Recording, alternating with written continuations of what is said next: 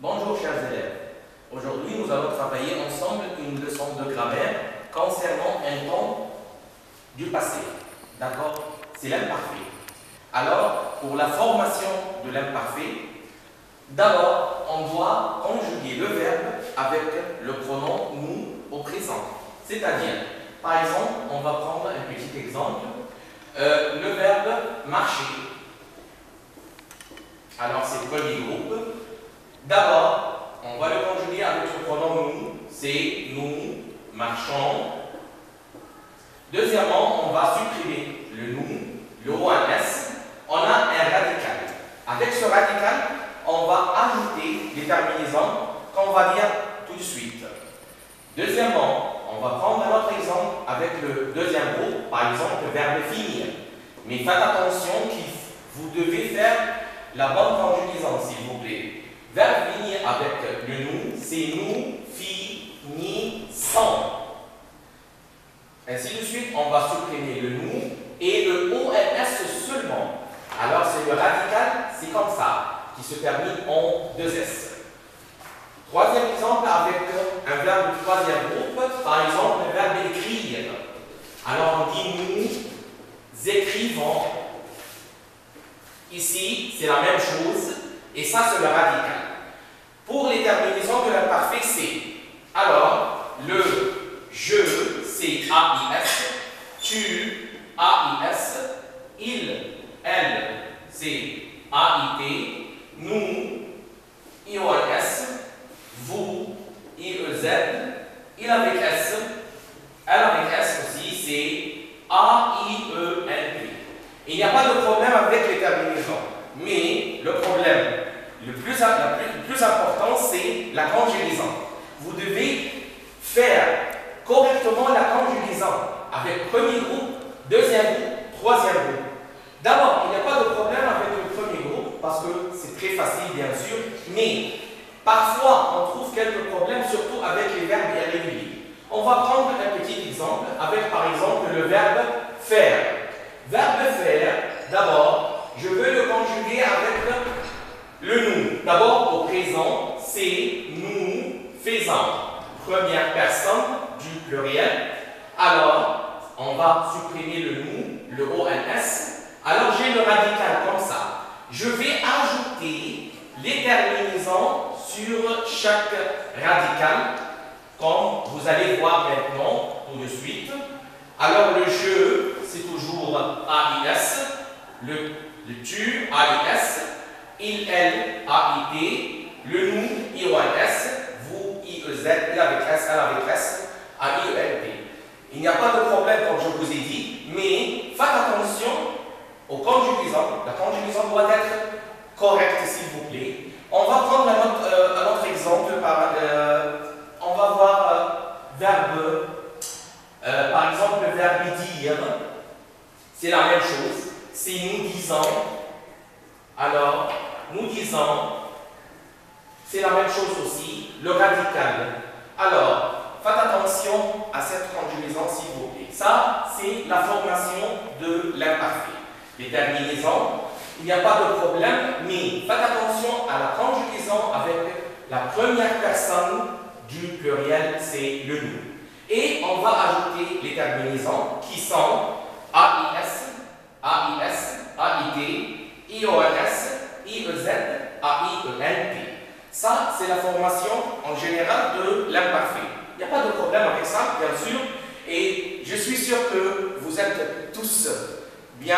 Alors, vous avez la capacité de faire la bonne conjugaison avec la première personne du pluriel. Avec le nous, par exemple, il n'y a pas de problème avec ça. Alors, passons maintenant à l'emploi de l'imparfait. Je vous ai dit au commencement que l'imparfait, c'est un des temps de passé. C'est-à-dire quand je veux exprimer une action qui s'est déroulée au passé, j'utilise l'imparfait. Mais à quelles conditions?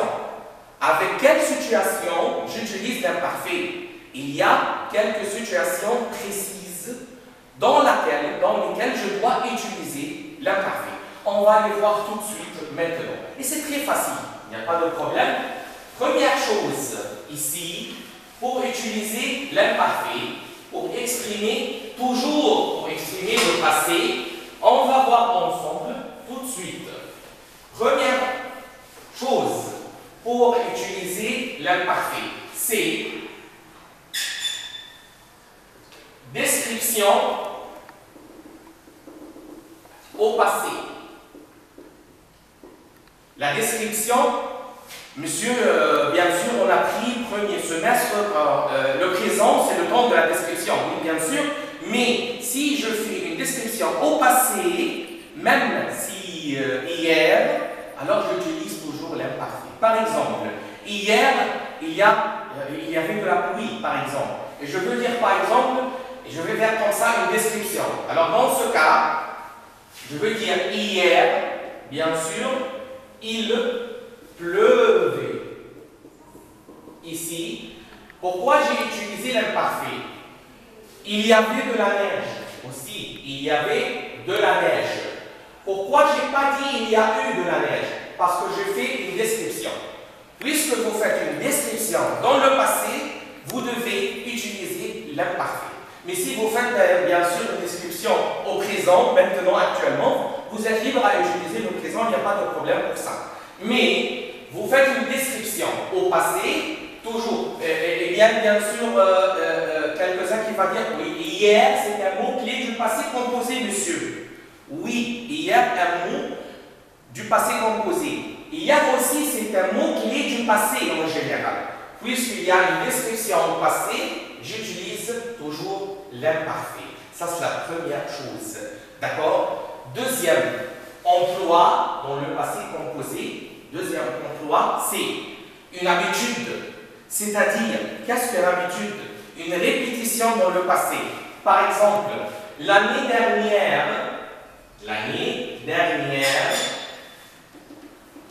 bien sûr, l'année dernière, on sait que c'est un des mots-clés du passé composé. Oui, oui, on sait. Mais il ne faut pas se hâter. Il faut être attentif. L'année dernière, chaque jeudi, l'année dernière, donc c'est une habitude dans le passé. C'est une répétition dans le passé.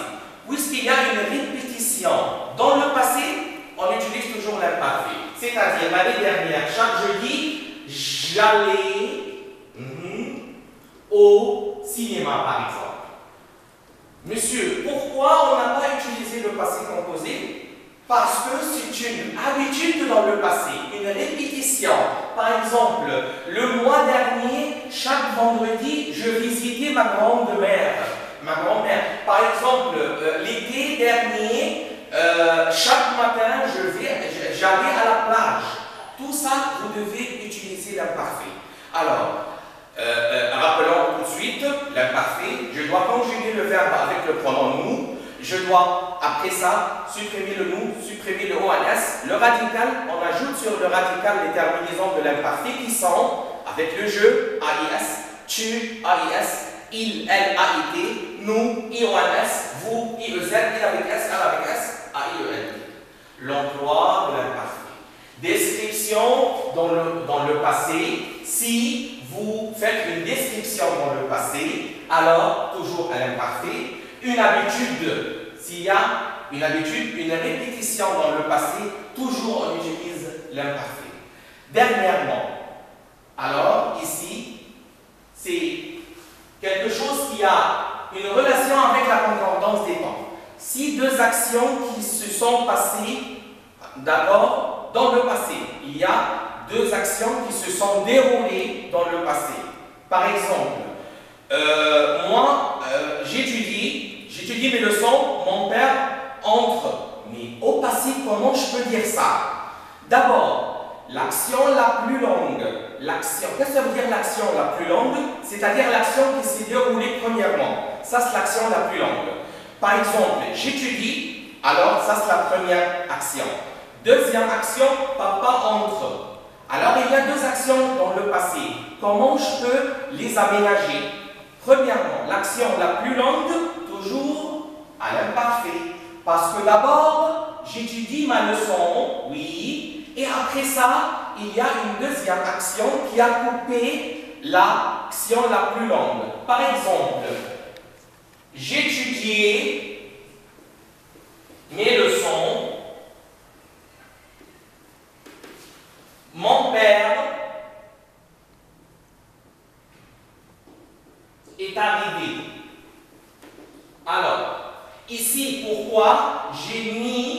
le verbe étudier à l'imparfait. Et pourquoi j'ai mis ici le passé composé avec le verbe arriver? Pourquoi? Les deux actions, alors bien sûr, on doit ajouter ici hier, alors, parce que ça, tout ça c'est dans le passé. Hier, j'ai étudié mes leçons, mon père est arrivé. La première action, c'est que j'ai étudié d'abord. D'abord, tu as étudié tes leçons et après ça, ton père est arrivé. Par exemple, hier, quand je mangeais, le téléphone a sonné. Qu'est-ce que tu as fait d'abord? D'abord, premièrement, au commencement, tu as étudié. La deuxième action, c'est que votre père est arrivé. Alors, deux actions qui se sont déroulées au passé. La première, la plus longue. Alors, la plus longue, c'est-à-dire ce qui s'est déroulé la première, toujours à l'imparfait. La deuxième, la plus courte, qui a coupé la première action, toujours au passé composé. Et dans ce cas, si deux actions qui se répètent, faites attention à ça s'il vous plaît. On ne doit pas, par exemple, comme ça, mettre les deux verbes à l'imparfait. Non, ce n'est pas acceptable. On ne peut pas faire les deux, ou mettre les deux verbes au passé composé aussi. Non, ce n'est pas acceptable. On doit respecter la concordance des temps. D'abord, tu étudies tes leçons, ça c'est la première action. Ensuite, votre père est arrivé, ça va être au passé composé. Alors, pour résumer, l'emploi de l'imparfait, c'est toujours l'imparfait est un mode de verbe qui exprime le passé, toujours le passé. Description dans le passé et habitude dans le passé. Troisièmement, c'est deux actions qui se passent, qui se sont déroulées au passé. La plus longue, c'est-à-dire que c'est déroulé la première, toujours à l'imparfait. La plus courte, ou l'action qui est courte par rapport à la première, bien sûr, elle est toujours au passé composé. Bien sûr, dans ce cas, ce sont les trois emplois de l'imparfait. Il y a un quatrième emploi aussi, mais c'est en relation avec règle de si. Bien sûr, vous savez, la condition avec règle de si, il y a une condition, c'est-à-dire, vous savez que si il y a plusieurs règles concernant règle de si toujours est suivi de deux verbes, s'il exprime une condition, bien sûr, si est suivi de deux verbes, si présent, futur, ça généralement. Mais il y a si imparfait, conditionnel présent. Vous savez ça, bien sûr, en ce qui concerne règle de si. Par exemple, si il avoir de l'argent,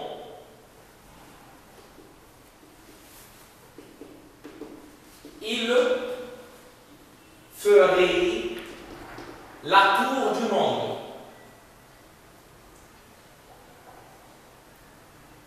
Il fera le tour du monde. Alors, mettez les verbes entre parenthèses au ton convenable. Alors, je dois réfléchir. Ça, c'est si, bien sûr. Ça, c'est si, conditionnel. Aussi, deuxième verbe, c'est au conditionnel. Bien sûr. Pourquoi c'est au conditionnel? Radical du futur, plus le terminaison de l'imparfait. Alors, ça, c'est un conditionnel.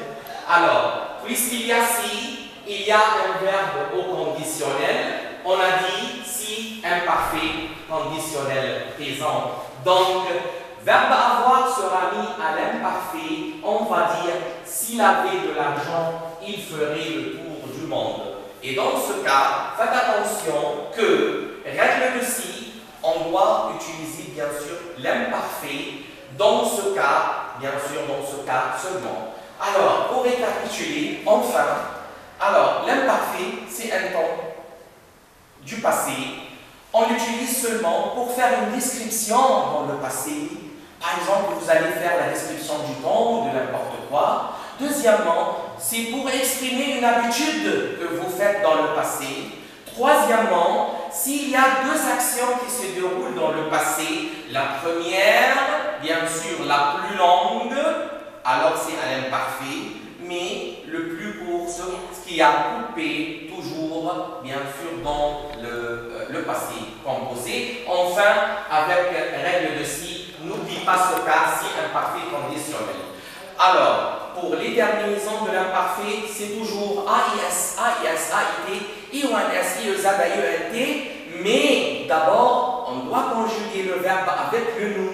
S'il vous plaît, si vous avez quelques problèmes avec les verbes du troisième groupe et la conjugaison au présent avec le nous, s'il vous plaît, vous pouvez reviser ça. Parce qu'il y a des verbes vraiment qui méritent que vous les revisiez. Par exemple, le verbe mettre, verbe de recevoir, verbe dire, verbe prendre, verbe venir. Tout ça, ce sont des verbes irréguliers et vous avez besoin de faire quelques petites révisions. Il n'y a pas de problème avec les verbes du premier groupe ou du deuxième groupe.